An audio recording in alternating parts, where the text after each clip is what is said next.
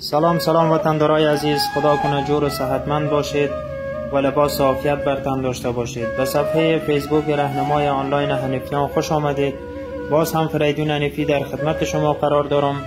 یک دربند حویلی عاجل فروش می خواهیم به نشر برسانم دوستای عزیز که مساحت این خانه نیم نمره است، دارای آب برق مستقل و سن اولیش هم دوستای عزیز قسمی که تماشا میکنیم بسیار بزرگ است. گنجایش 2 موتر را داره از دوستای عزیز. خانه کش نام خدا بسیار مقبول است. دیگه خوب آفتابرخ است دوستای عزیز. بیاین که داخل خانه را از نزدیک تماشا بکنیم دوستا.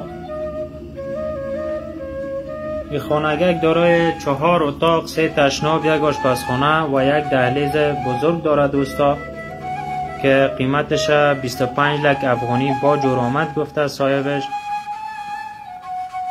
دیگه وطندارای عزیزم که خواهان چنین خانه های زیبا هستند، چنین خانه های لوکس و مفشن هستند دوستای عزیز، ما در خدمتشان قرار داریم. شماره تماس ما در هر ویدیو است، میتونن مستقیم با ما در ارتباط باشند.